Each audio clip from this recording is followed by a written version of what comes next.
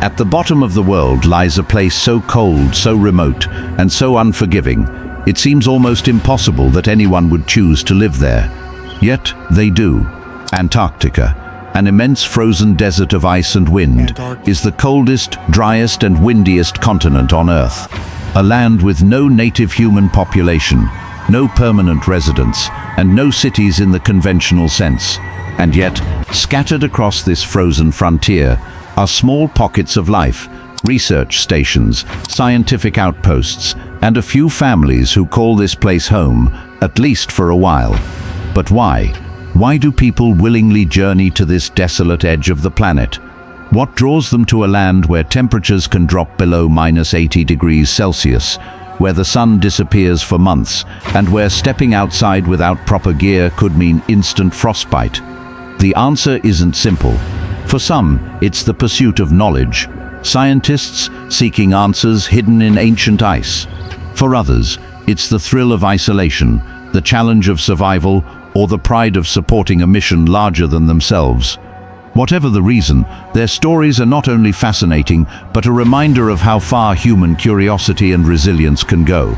In this documentary, we'll explore the unique world of Antarctica's cities, not metropolises in the traditional sense, but tightly knit scientific communities like McMurdo Station, Esperanza Base, and Amundsen, Scott South Pole Station. These hubs of human activity are modern marvels of engineering and endurance, where people work, live, and sometimes even raise families in the middle of nowhere. We'll dive into the daily lives of those who brave the extreme climate, the challenges they face, and the bonds they form. From international scientists to logistics workers, each person who lives in Antarctica has a story worth telling. We'll also look at the history behind humanity's fascination with the South Pole, from the heroic age of exploration to today's cutting-edge research on climate change, astronomy, and even outer space. And as the world changes, we'll ask, what does the future hold for life at the bottom of the Earth? So bundle up. This is not just a story about the cold. It's a story about courage, discovery, and the extraordinary people who dare to live where the world ends. Tucked away on the southern tip of Ross Island, McMurdo Station stands as the largest research facility in Antarctica, a hub of human life surrounded by a kingdom of ice. Often referred to as the capital of Antarctica, this American-operated base is more than just a research station. It's a functioning town in one of the harshest environments on the planet. Founded in 1956 during Operation Deep Freeze, McMurdo was built to support the United States Antarctic program. Over the decades, it has grown from a few scattered huts to a complex of over 100 buildings, complete with its own post office, firehouse, chapel, gym, and even a small bar. In peak summer, the population can swell to over 1,000 people, including scientists, engineers, cooks, pilots, and mechanics. In winter, that number drops to around 200 hardy souls who brave months of darkness and bone-chilling cold. Life at McMurdo is anything but ordinary. The station is accessible only by air or sea during a short window each year, when the sea ice breaks just enough to allow passage. Supplies, fuel, and equipment are shipped in via massive cargo planes or icebreaker-supported vessels. Everything has to be planned months in advance. If you forget something important, there's no quick fix, it's just you and the ice. Despite the isolation, McMurdo runs with a rhythm of its own. Scientists conduct cutting-edge research on everything from climate change to astrophysics, drilling deep into ancient ice to uncover Earth's frozen history. Others launch weather balloons into the sky, study the unique ecosystems beneath the ice, or monitor cosmic radiation to better understand the universe. But research is only part of the story. McMurdo also functions as a community. People celebrate birthdays, watch movies together, go hiking when weather allows, and form deep friendships that can last a lifetime. In such an extreme environment, the sense of camaraderie is strong. Everyone relies on each other, not just for work, but for survival. Yet, the station is not without it. Challenges. Blizzards can strike without warning. Temperatures plummet to levels that can freeze exposed skin in seconds. Mental health is a constant concern, with long stretches of isolation and the absence of natural sunlight during winter. Still, for many, McMurdo is a dream, a chance to be part of something rare, to live on the edge of the world and contribute to knowledge that might one day save it. It's not just about science, it's about spirit. And in that spirit, McMurdo thrives. In the icy wilderness of the Antarctic Peninsula, nestled along Hope Bay, stands Esperanza Base, one of the few settlements in Antarctica where families, not just scientists, live and grow. Unlike most research stations that house rotating teams of adults, this Argentinian base is unique for its community spirit, complete with homes, a chapel, a school, and even a history of childbirth. Esperanza is not just a place of research, it's a living, breathing village on the edge of the world. Established in 1952 by Argentina, Esperanza Base was designed to assert national presence in the frozen continent. Over time, it evolved into something more profound, a bold statement that life could be sustained, even nurtured, in the harshest place on Earth. Here, amid violent winds and endless snow, human warmth persists. The most remarkable fact about Esperanza is that it's home to families, including women and children. In 1978, the world took notice when Emilio Marcos des Palma was born here, the first human ever born on the Antarctic continent. Since then, a handful of others have followed, turning what was once an outpost into a symbol of endurance and adaptability. Daily life at Esperanza is a blend of survival and routine. Children attend school in the base's modest classrooms, taught in Spanish and bundled in thermal gear. Parents work as technicians, meteorologists, teachers, or military personnel, maintaining the station and conducting environmental research. Meals are shared communally, power is rationed, and every day begins with a weather briefing. The internet is limited, and outside communication often relies on radio. The climate is unforgiving. Temperatures can drop to -30°C, and the wind can howl through the buildings like a freight train. Yet inside the walls of Esperanza, warmth lingers, minters not just from heaters, but from the determination of people who have chosen to call this place home. Esperanza Base also plays a strategic and symbolic role. Argentina uses it to strengthen its territorial claim in Antarctica, underlining that this is not just a remote outpost, it is a colony in every sense. Their presence, especially with families, shows a deeper commitment to the continent than mere research. For many, living here is an adventure. For others, it is a sacrifice for national pride. But all who stay share something profound, the experience of living where no one was meant to live, and thriving despite it. Esperanza is not just a base, it's hope frozen into stone and steel, a reminder that even in the coldest corners of the earth, humanity finds a way. In most parts of the world, the rising and setting sun mark the rhythm of daily life. But in Antarctica, time bends in strange, almost surreal ways. Here, in the land of extremes, the sun either refuses to leave the sky or disappears entirely for months at a time. This eternal daylight and endless night isn't just a scientific phenomenon, it's a psychological test of endurance for those who choose to live here. During summer, the sun hovers high above the horizon, never dipping below it. For nearly 6 months, its rays wash the icy landscape in a ghostly, perpetual daylight. Shadows stretch awkwardly, never quite settling, and the body's internal clock begins to drift. Sleep becomes a challenge. Without the darkness, the brain struggles to release melatonin, the hormone that signals rest. Curtains are drawn tightly, sleep masks become essential, and routines must be strictly enforced to avoid slipping into insomnia. Then, almost without warning, the sun vanishes and night takes its reign. Antarctica's winter plunges its residents into nearly half a year of darkness. Not twilight, not dusk, pure, unbroken black. The stars shimmer with icy clarity, and the aurora australis, ethereal green and purple waves, dances across the sky like a silent opera. But beauty comes with a cost. For many, this long polar night is the true test of resilience. Depression and isolation become very real threats. Without sunlight, vitamin D levels plummet.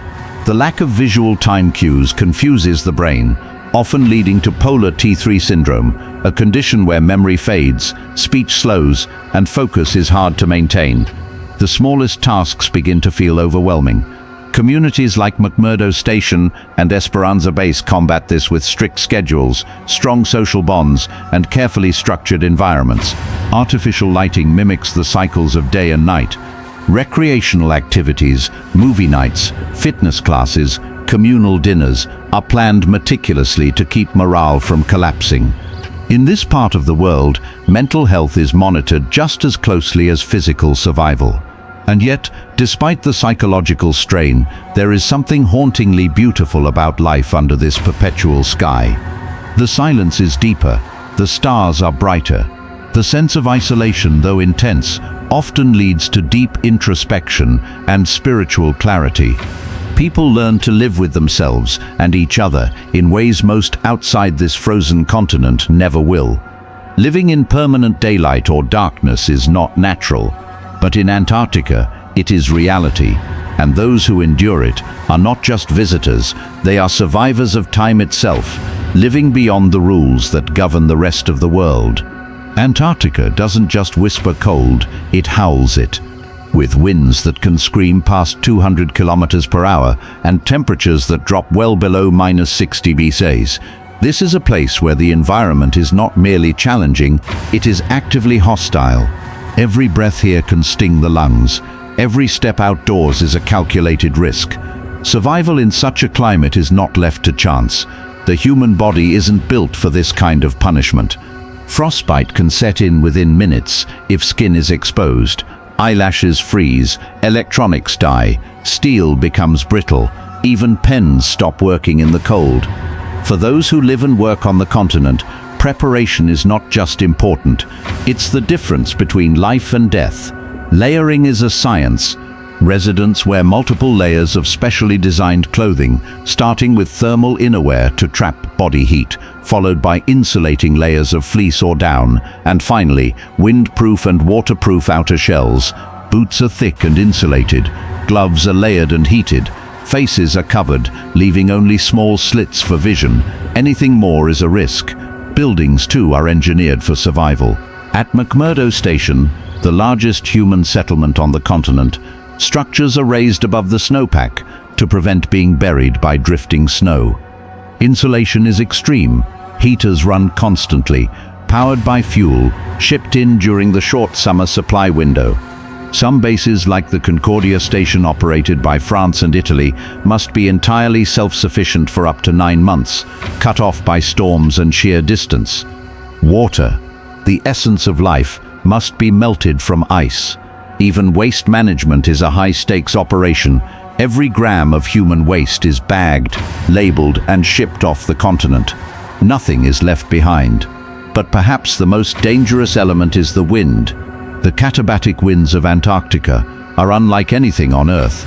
These gravity-driven gusts sweep down from the high interior ice sheets at hurricane speeds, creating whiteout conditions in moments.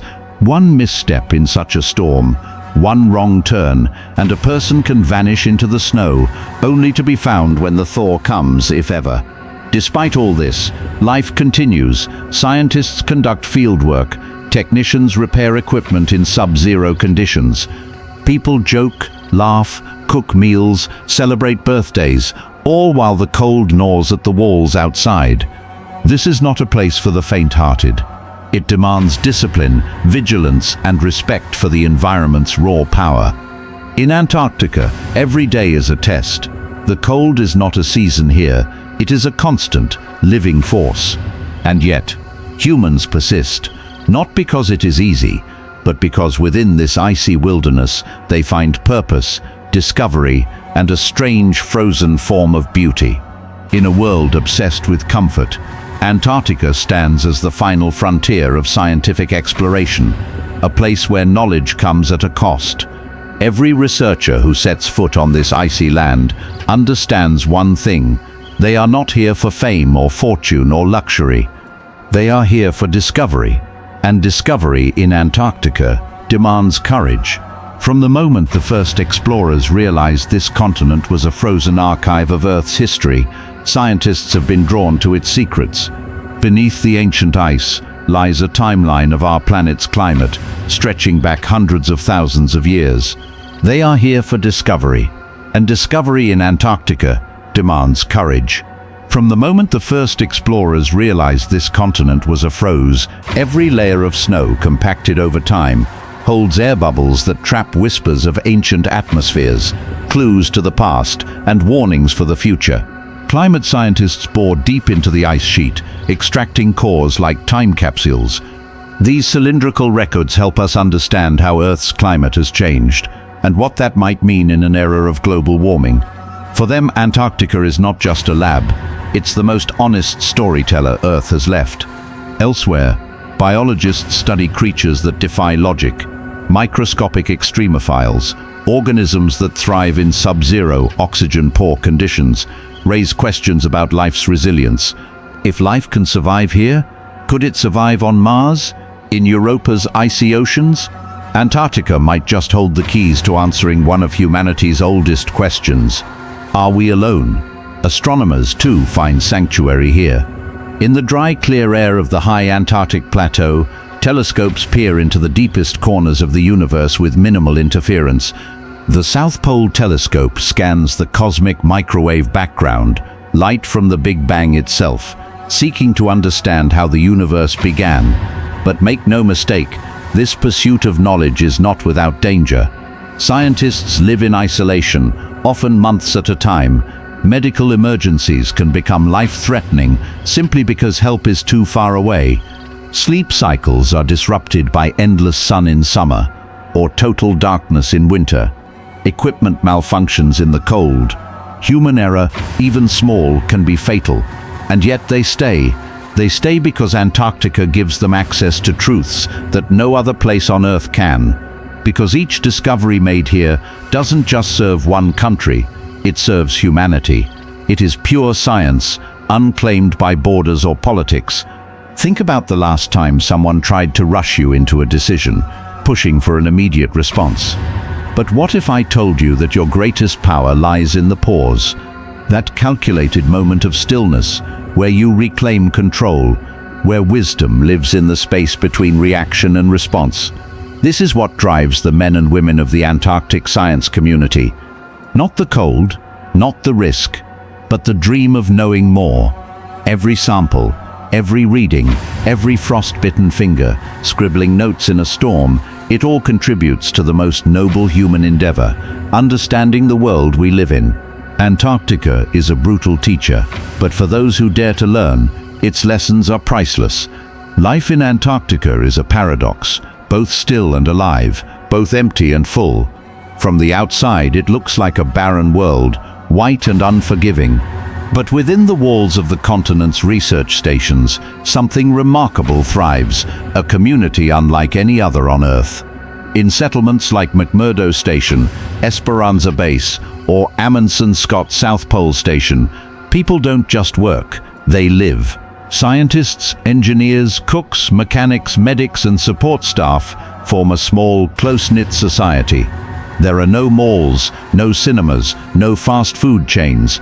There's no internet like the rest of the world enjoys, and communication delays are part of daily life.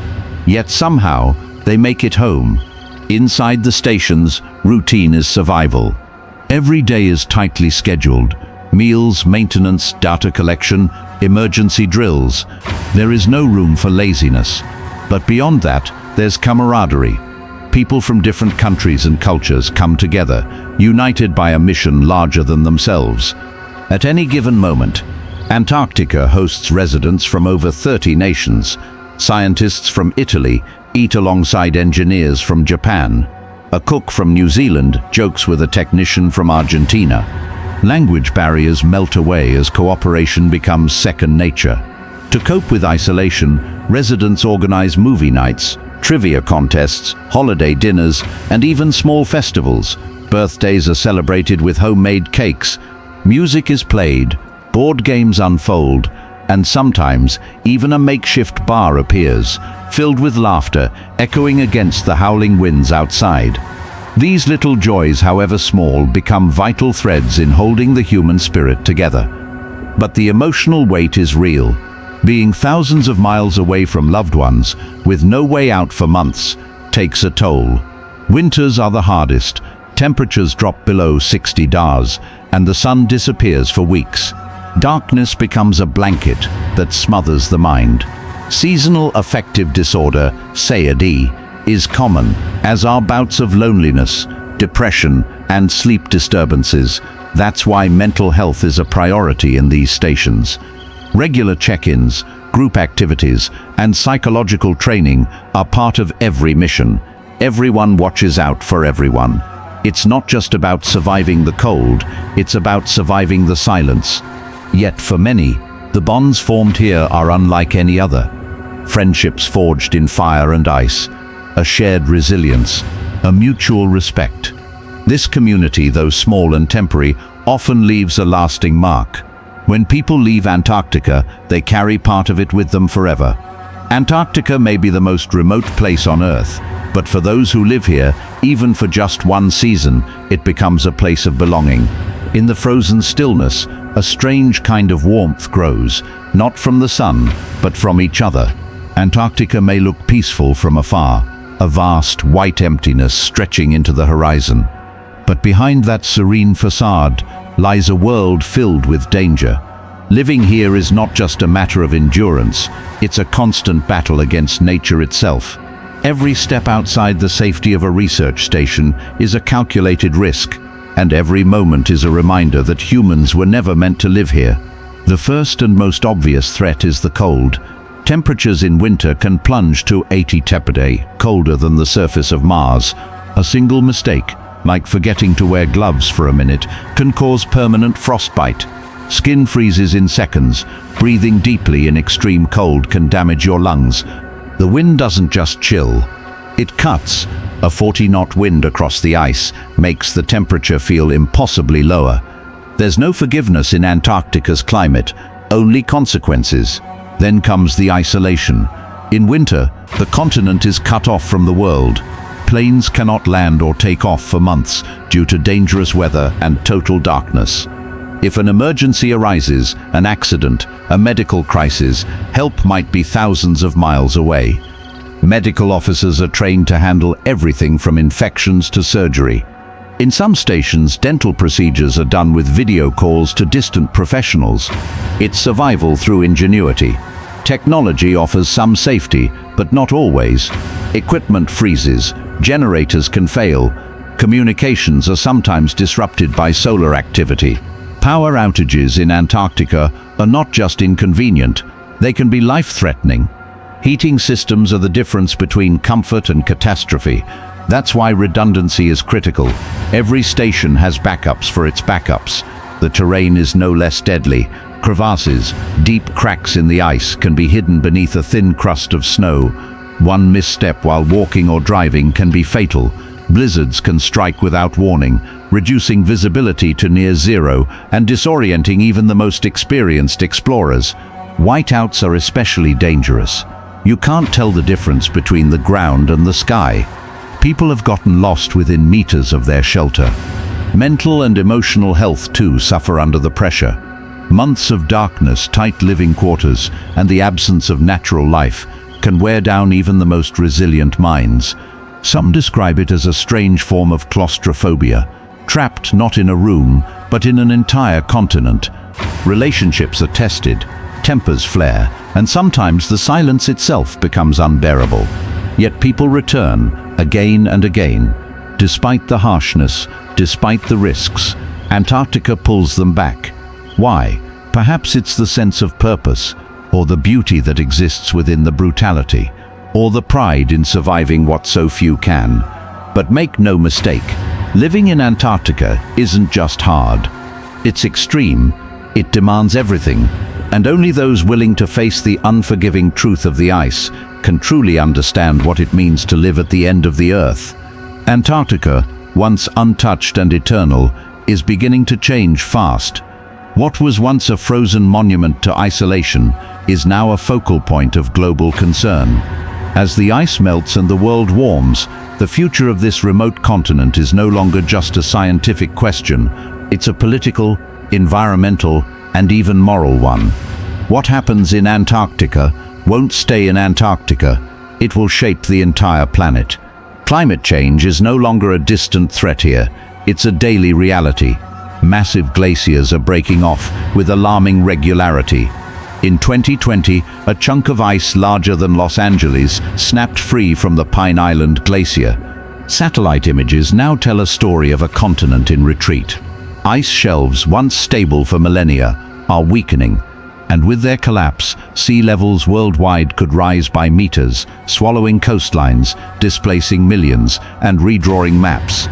Scientists stationed in Antarctica have become frontline witnesses. They speak not just of temperature changes, but of shifting wind patterns, melting permafrost, and wildlife migration.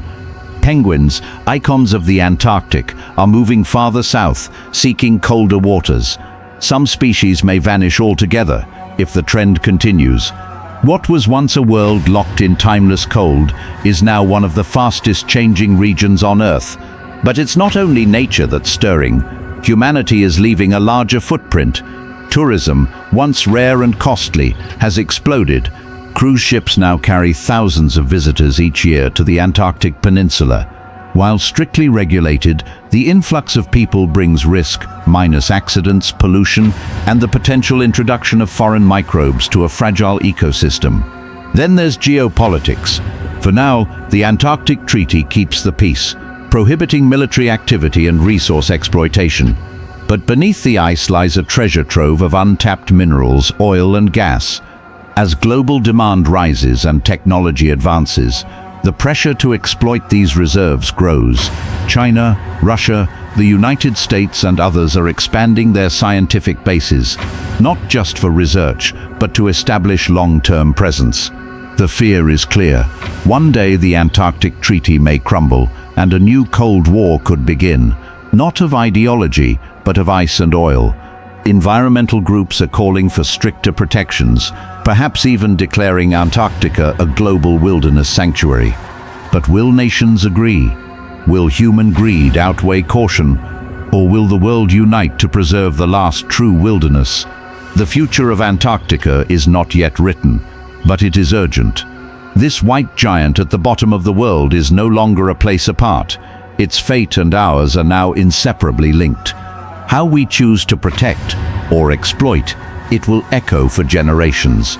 It might seem impossible, a child being born at the bottom of the world, but in a land of extremes, even life's most tender beginnings have found a way. Antarctica is a place of research, isolation, and raw survival. Yet, for a rare few, it has also been home, not just for months or seasons, but for the first breath of life. Between the cold steel of research bases and the icy silence beyond their walls, history holds a little-known fact. Over 10 children have been born on the Antarctic continent, not metaphorically, not as a logistical accident, but purposefully. The first was Emilio Marcos de Palma, born in 1978 at Argentina's Esperanza base to a military family stationed there. He was the first human being ever born on Antarctica. His birth wasn't just a personal milestone, it was a political one. Argentina, like several other nations, has long sought to strengthen its territorial claims in the region, and nothing says this land is ours like the cry of a newborn echoing across frozen ground. Since then, a handful of other children have followed, born to families stationed at bases like Esperanza. These aren't normal childhoods. There are no playgrounds, no neighborhoods, no fast food shops or birthday parties at parks, just wind, ice, and the watchful eyes of scientists and soldiers. Their parents serve as caretakers of outposts in one of the harshest environments known to man, and their children grow up surrounded by snow, silence, and science. But what does childhood look like here? Imagine waking up in a building where every door must be sealed shut from the biting cold, where playtime involves thick coats and boots, and where your backyard is a sea of ice stretching farther than the eye can see. Schooling is often handled through homeschooling or satellite education, with lessons broadcast from thousands of kilometers away. Social life is limited to a few other children, if any, and the adults who make up your tight-knit frozen village. Yet some families thrive. Bonds grow stronger when there are no distractions. Children learn resilience, adaptability, and a unique understanding of the world's fragility. They become deeply aware of the environment, not just as a concept, but as a presence. They know the sound of shifting glaciers, the colors of the southern sky, and the quiet wisdom of being small in a vast, ancient place. Their lives may not be traditional, but they are deeply meaningful. These children are not just footnotes in Antarctic history. They are living symbols of human curiosity and endurance. In a place built for data and discipline, they bring warmth. In a land claimed by science, they remind us of humanity. And in their laughter, muffled by snowsuits and swirling winds, Antarctica finds its rarest sound, hope. At the edge of the world lies a place that most will never see, yet it speaks to every one of us. Antarctica is more than a frozen landscape. It is a mirror of our planet's past, a barometer of our present, and a warning for our future. In its silence, it holds ancient secrets. In its storms, it tells stories of resilience. And in its melting ice, it cries out, not for itself, but for the world beyond its borders. This is the last true wilderness, a land untouched by time, where no one is born and no one dies, yet where life exists in forms as fragile as snowflakes and as strong as glacier walls. Its people, few as they are, live not for profit or power, but for purpose. Scientists, researchers, and explorers, all united by a mission to understand and protect what most of humanity forgets exists, but that forgetfulness is dangerous. What happens in Antarctica doesn't stay frozen in place. When ice melts here, it floods cities elsewhere. When temperatures rise here, weather patterns change globally. When a penguin struggles to find food in the Southern Ocean, it echoes the imbalance in ecosystems around the world. This continent is not just a scientific frontier, it's a test of our collective responsibility.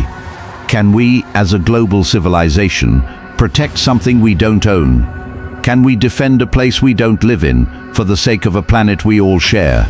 The decisions made in boardrooms and political halls, thousands of miles away, will shape the destiny of this land, and that in turn will shape ours. The question is no longer just why people still live here, but how long the world will allow this place to live untouched. Antarctica reminds us of our limits and our potential. It shows us what cooperation between nations can achieve. It challenges our greed, humbles our ambitions, and calls us to look beyond our borders and lifetimes. As the last snowflakes fall over McMurdo Station, as the wind howls across the icy plains of Esperanza Base, and as the southern lights dance above a frozen horizon, one truth remains: Antarctica is not just a place, it is a responsibility, and whether we rise to meet it or let it vanish will define more than just the fate of this distant land. It will define who we are. Antarctica is not just the coldest place on Earth, it is the purest test of human endurance and purpose, a land of eternal winter, where the sun vanishes for months and the cold bites through layers of steel and spirit. And yet, in this frozen expanse, life, surprisingly, thrives, not in abundance, but in resilience. The people who live here are not just surviving, they are shaping history in silence. Scientists, researchers, engineers, and military personnel have left the comforts of their home countries, not for fame or fortune, but for something far greater: knowledge. Every sample of ice they drill, every seismic movement they record, adds to humanity's understanding of our planet and its future. This isn't just about Antarctica, it's about Earth. The answers hidden beneath the ice could change the way we fight climate change, predict natural disasters, or understand our own origins.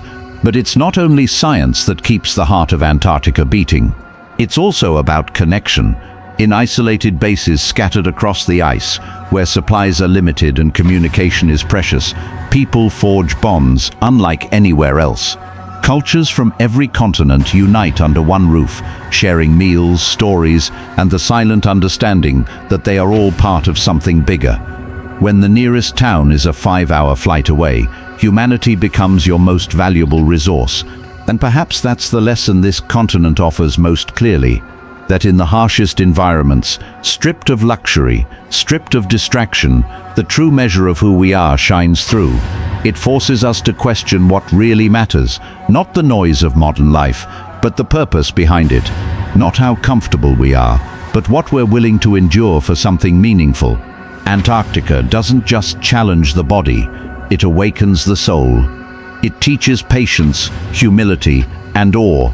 It reminds us that the planet we live on is still wild, still mysterious, and still in need of protectors. As this journey comes to an end, let this cold, silent land echo in your mind. A place where fire doesn't burn, but where the human spirit glows brightest. A place where death is feared, but life is cherished in its rawest form. And if stories like this move you, fascinate you, or inspire you, don't forget to subscribe to NKEOMA Documentary TV, where we explore the untold, the extraordinary, and the places most people never get to see. There's a whole world out there waiting to be discovered. Let's discover it together.